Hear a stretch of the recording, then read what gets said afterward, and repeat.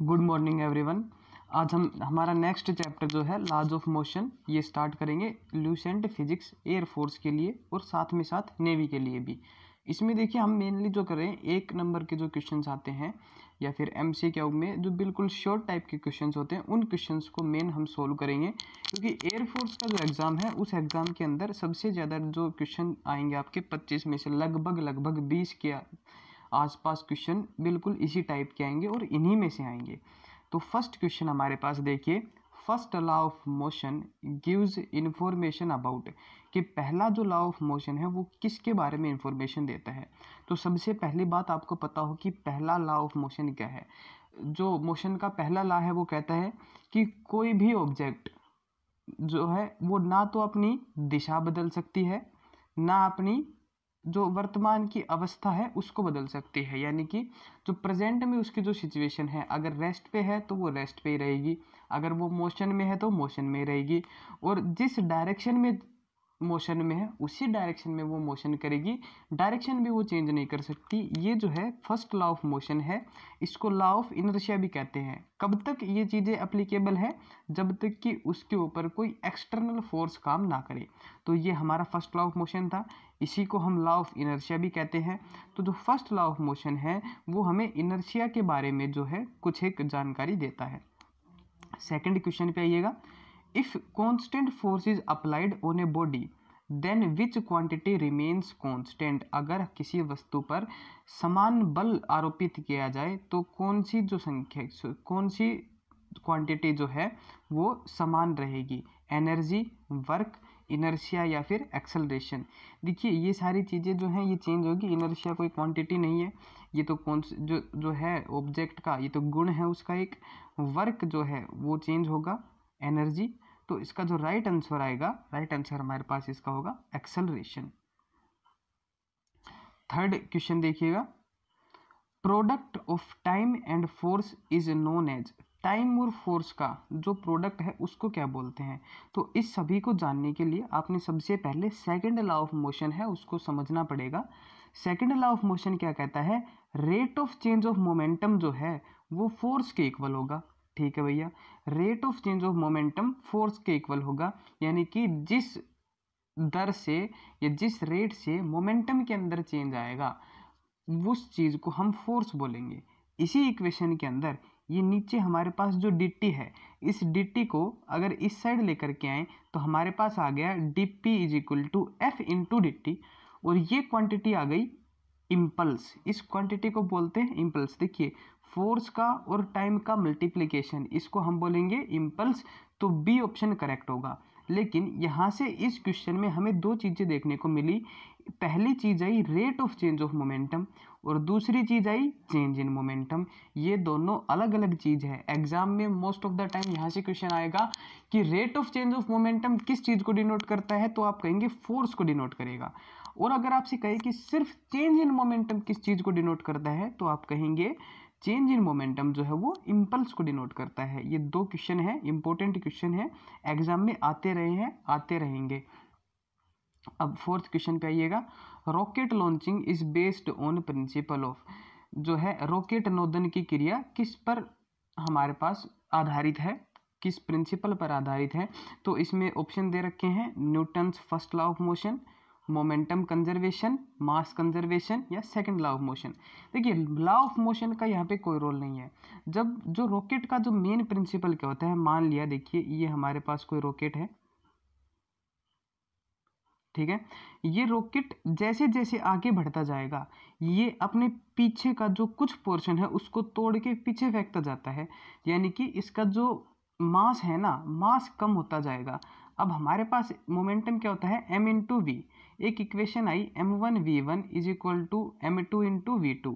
अगर इस मास को हम कम कर दें तो जो v1 की जो वेलोसिटी है ये वेलोसिटी इंक्रीज होगी टाइम के साथ साथ, क्योंकि यहाँ से देखिएगा जो इक्वेशन बनेगी, यहाँ से इक्वेशन आएगी v1 is equal to m2v2 upon में m1। अगर m1 डिक्रीज होता जाएगा, m1 डिक्रीज होता जाएगा तो ये जो वेलोसिटी है ये कंप्लीट वेलोसिटी इंक्रीज होती चली जाएगी।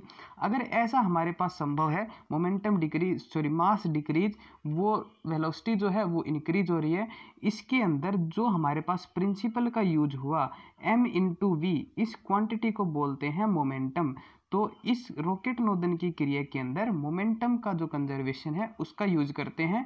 और होता क्या है, जैसे जैसे रॉकेट ऊपर की तरफ जाएगा अपना कुछ कुछ हिस्सा वो तोड़ता चलेगा, जिससे कि उसका मास कम होता जाए, वेलोसिटी उसकी बढ़ती चली जाए। तो इसका right option B option. Next question पे आइए, 5th पे।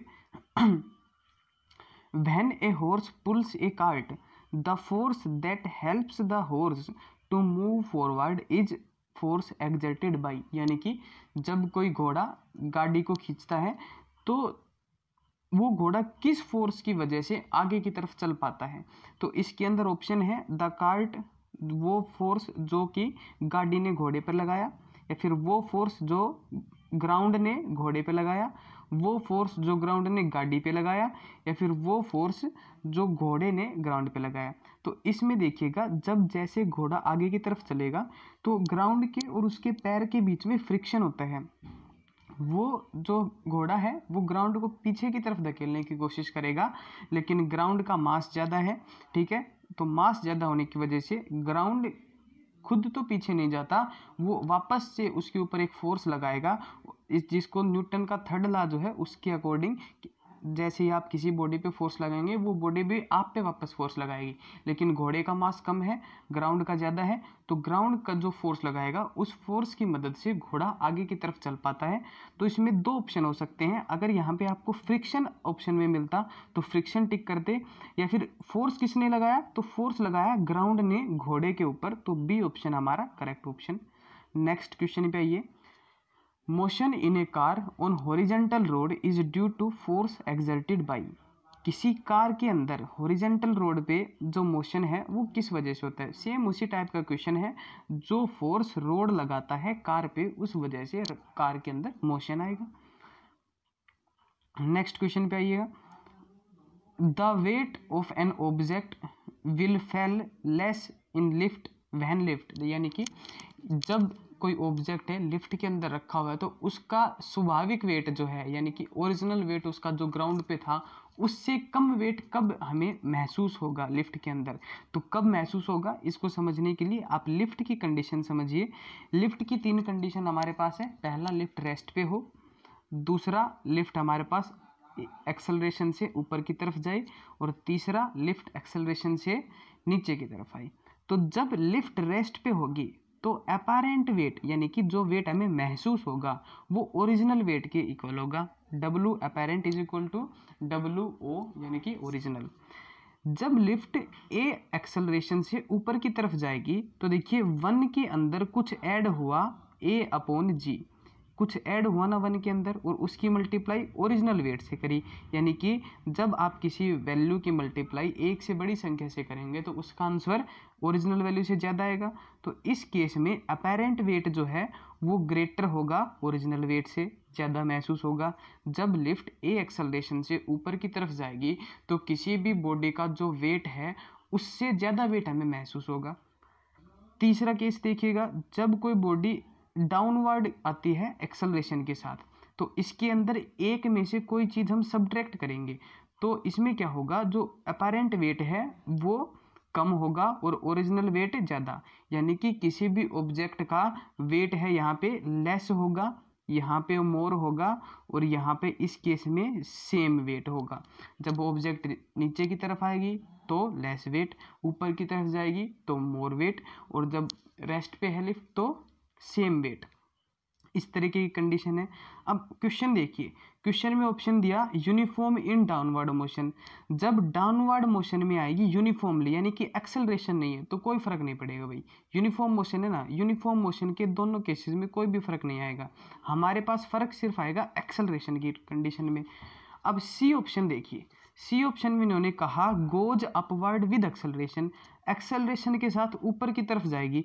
तो जब कोई लिफ्ट एक्सेलरेशन के साथ ऊपर जाएगी तो उसमें अभी बताया था वेट इंक्रीज होगा, लेकिन क्वेश्चन में पूछा गया है डिक्रीज। तो इसका मतलब है जो डी ऑप्शन हमारे पास बचा, डी हमारा राइट ऑप्शन है। इसको समझिएगा, इसमें एक्सेलरेशन की जगह डी एक्सेलरेशन वर्ड यूज किया गया।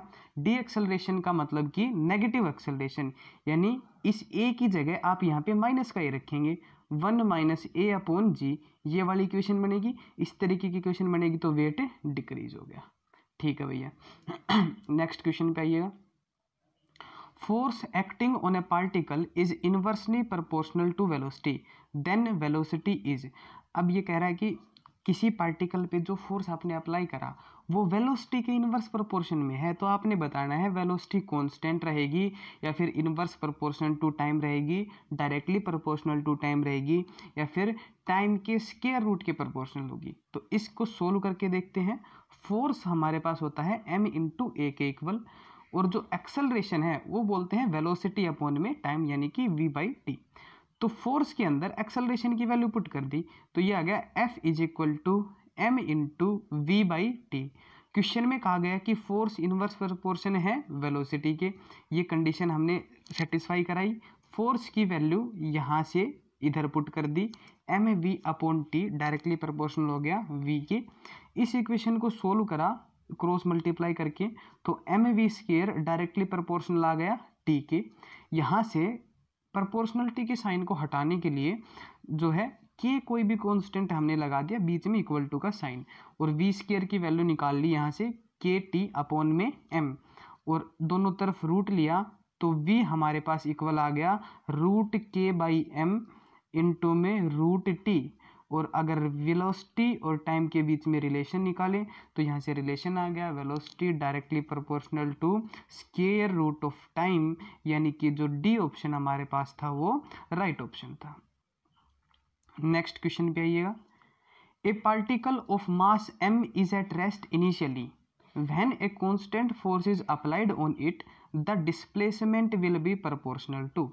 ये बोल रहा है कि कोई m मास का पार्टिकल है, वो शुरुआत के अंदर रेस्ट पे है, जब हमने उसके ऊपर कोई कांस्टेंट फोर्स अप्लाई करा तो उसमें कुछ डिस्प्लेसमेंट आएगा। तो वो डिस्प्लेसमेंट के बारे में पूछ रहा है कि डिस्प्लेसमेंट किसके प्रोपोर्शनल होगा।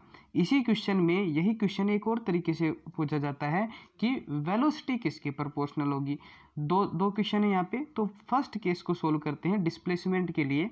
तो डिस्प्लेसमेंट का इक्वेशन हमारे पास x is equal to u t plus half a t square, लेकिन पार्टिकल शुरुआत में रेस्ट पे था तो u की वैल्यू 0 पुट करी, तो x is equal to 1/2 a की जगह हमने रख दिया यहाँ से जो वैल्यू निकाली थी f upon M into t square. तो जो हमारे पास x है वो प्रोपोर्शन आया 1 अपॉन में m के, यानी कि डी ऑप्शन। लेकिन अगर इसी क्वेश्चन को वेलोसिटी के लिए पूछा जाए तो वेलोसिटी के लिए ये दूसरी इक्वेशन यूज करेंगे, v square is minus u square is equal to 2as। यहाँ पे इनिशियल वेलोसिटी तो 0 है, यहाँ से इनिशियल वेलोसिटी 0, तो u की वैल्यू 0 पुट कर दी। हमारे पास इक्वेशन आई v square is equal to 2 into acceleration की वैल्यू पुट करी f upon M into S, दोनों तरफ रूट लिया तो जो वेलोसिटी आ गई प्रोपोर्शनल 1 अपॉन में रूट m के, यानी कि बी ऑप्शन। तो दोनों तरीके से किसी तरीके से क्वेश्चन पूछे, डिस्प्लेसमेंट के लिए डी ऑप्शन और वेलोसिटी के लिए बी ऑप्शन। अब आइएगा नेक्स्ट क्वेश्चन पे। If tension in a cable of 1000 kg elevator is 1000 kg weight then elevator is. ये ऐसे कह रहा है 1000 किलो की जो एक एलिवेटर है, लिफ्ट है, उसकी जो रस्सी है उसमें भी उतनी ही टेंशन है जितनी 1000 kg की पे होनी चाहिए। तो इसका मतलब है आप ये बताइए जो एलिवेटर है वो अपवर्ड मोशन में है, डाउनवर्ड मोशन में, या कैसे क्या कर रही है। एक बात सुनिएगा, अभी एक केस समझाया था, जब भी एलिवेटर ऊपर या नीचे की तरफ होगा, देखिए यहाँ पे, तो इसमें वेट बढ़ेगा, इसमें वेट घटेगा, ठीक है, और इस केस में वेट सेम रहेगा। यानी जब एलिवेटर रेस्ट पे होगा तभी उसी केस के अंदर हमारे पास जो है वो सेम आएगा ऑप्शन में।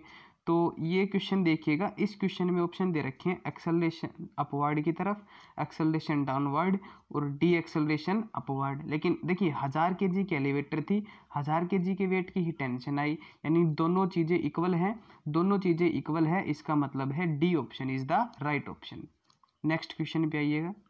Impulse is equal to, impulse किसके इक्वल है, शुरुआत में समझाया था इम्पल्स चेंज इन मोमेंटम के इक्वल है। इम्पल्स जो है वो चेंज इन मोमेंटम के इक्वल है, या फिर फोर्स की और टाइम की मल्टीप्लाई के इक्वल है। इन दोनों में से कोई भी एक आपको ऑप्शन में मिलेगा, वो आपने करेक्ट करना है। नेक्स्ट क्वेश्चन पे आइएगा। When a bullet is fired from gun then gun recoil, this recoil velocity can be decreased by. देखिए, जब भी आप गन से कोई बुलेट फायर करेंगे तो वो जो गन है वो पीछे की तरफ धक्का देती है। वो धक्का किस वजह से देती है? कंजर्वेशन ऑफ मोमेंटम की वजह से देती है। m1v1 is equal to m2v2। तो यहाँ से देखिएगा m1v1 is equal to m2v2। अगर आपने वेलोसिटी 1 जो है ये कम करनी है, वेलोसिटी 1 कम करनी है, मान लीजिए ये गन की वेलोसिटी है और इसको आपने कम करना है, तो आप क्या करेंगे? इस मास को इंक्रीज कर देंगे। गन के वेट को अगर बढ़ा दिया जाए तो देखिए यहाँ से v1 की वेलोसिटी आएगी m2v2 अपॉन में m1। अगर m1 की वैल्यू ज़्यादा कर दें तो बड़ी क्वांटिटी से किसी को डिवाइड करेंगे तो आंसर छोटा आएगा। तो इसका मतलब है m1 की वैल्यू अगर हम इंक्रीज कर दें तो v1 की वैल्यू डिक्रीज होगी।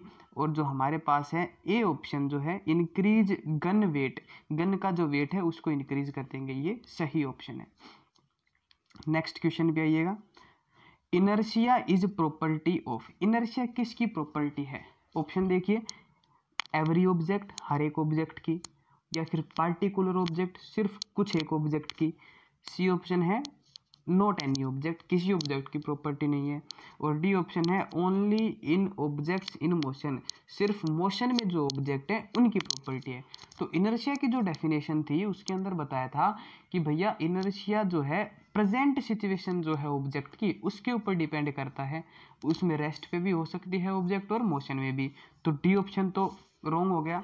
अब जो इनर्शिया का है वो लॉ है, एक लॉ जो होता है वो हर एक चीज़ के लिए एप्लीकेबल है, यानी कि हर एक बॉडी पे, हर एक बॉडी का अपना कुछ इनर्शिया है।